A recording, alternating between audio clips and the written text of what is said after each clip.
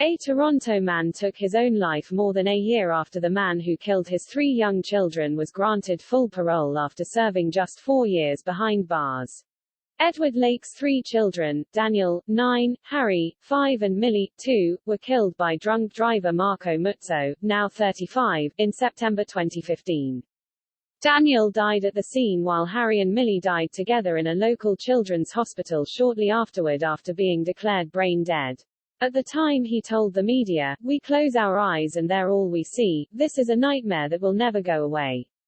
During Muzzo's sentencing, Edward reiterated his suffering with suicidal thoughts and said, "Because of you, we now live with this horror the rest of our lives." Edward was found dead on Monday, June 20.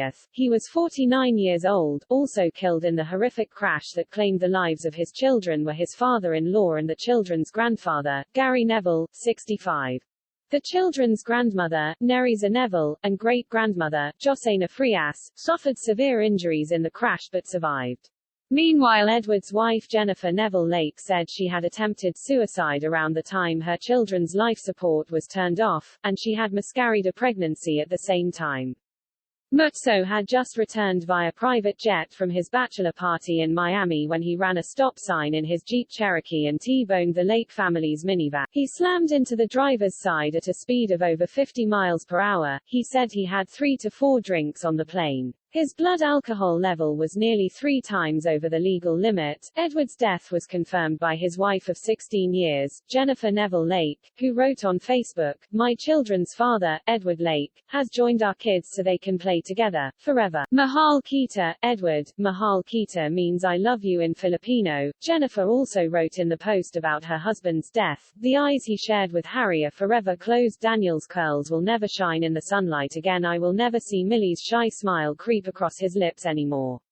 In a tweet, York Regional Police Chief Jim McSween wrote, "This evening, I was very saddened to learn of the tragic death of Ed Lake. The losses to the Neville Lake family are heart-wrenching." McSween reiterated the community's support for the family in a separate post just prior to Edward's death. Jennifer posted on June 19, Father's Day 2022. "This shouldn't be real, it can't be." Her words were accompanied by a photo of her children's tombstone. Marco Muzzo was sentenced to 9 years and 4 months in prison for the crash in March 2016 in addition to a 12-year driving ban. He pleaded guilty to 4 counts of impaired driving causing death and 2 of impaired driving causing bodily harm. At the time it was the harshest sentence handed down to a first-time offender for drunk driving. Muzzo had a previous conviction for public intoxication and multiple speeding offenses, reports the Toronto Star. In May 2020, he was granted day release. The parole board extended that release in November 2020 and ordered that a meeting be held to discuss full parole. During his parole, Muzzo had to abstain from alcohol and live in a halfway house. At hearing, the suspect said that he intended to never drink again. At the time of his parole extension in November 2020, Jennifer wrote on Facebook that she was not surprised as she had come to expect little from the justice system overall. She added, "As the man who destroyed my family gets closer to joining his, I face a holiday season that I no longer celebrate." In February 2021, he was granted full parole. His full release occurred on June 18, 2022. Muzzo's sentence expires in July 2025. Jennifer wrote on Facebook on that day, "My multiple life sentences will never end." At the parole hearing, Jennifer spoke of her own suicide attempts and said that she was pregnant at the time of the crash and miscarried around the time that her children were removed from life support. According to Canadian law, criminals are eligible for full parole after they have served 1/3 of their sentence. Inmates are forced to serve 6 months of day parole before they are eligible for full parole. At the first time of asking, Muzzo was denied day parole in November 2018 after the board decreed that he did not understand the issue of impairment. Muzzo is the heir to a billion-dollar family construction business. Shortly after Edward's suicide, a petition was launched to have the Muzzo name removed from 2 Toronto area hospitals that received donations from his family. Both Mackenzie Health and the SickKids Hospital told CTV News that they have no plans to remove the name.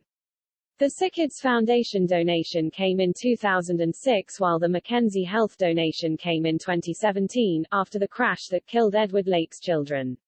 The Sickards Hospital is where Harry and Millie Lake were pronounced dead. Muzzo said in a statement through his lawyer in 2020, "I was careless and irresponsible when I made the choice to drink and drive. There is no way that I can undo the damage that I have caused. I will live with this for the rest of my life." During his sentencing hearing in 2016, Jennifer said in part, "I don't have anyone left to call me mom.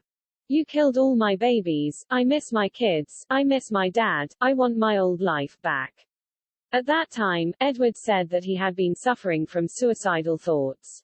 He said, "I feel lost. I feel destroyed. That's what I feel." During a 2019 interview on NBC's Today program, Jennifer said that she missed her life as a mother to living children. In that same interview, Jennifer recalled her eldest son as being a proud ballet dancer and member of Scouts Canada. She said that her son dreamed of writing a cookbook. Her middle child, Harry, suffered with health issues after having both of his hands amputated. Despite this, his mother described him as being happy-go-lucky and that loved animals and especially bugs and worms. He would cradle them in his hands and giggle at them, telling them jokes, she said.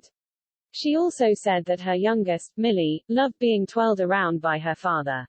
Jennifer added, "If Millie gave you her hand to hold, then you just knew you were in her inner circle, and that would be followed up by a hug and kiss from her." In response to her children's tragic deaths, Jennifer opened the Many Hands, Doing Good nonprofit in 2018. It provides therapy through art and music. In 2022, Jennifer also threw her support behind a parliamentary review of Canada's National Victims' Bill of Rights, which was criticized as being sporadic and inconsistent in helping families recover information, provide protection and rights to restitution in cases such as hers, reports the Toronto Star.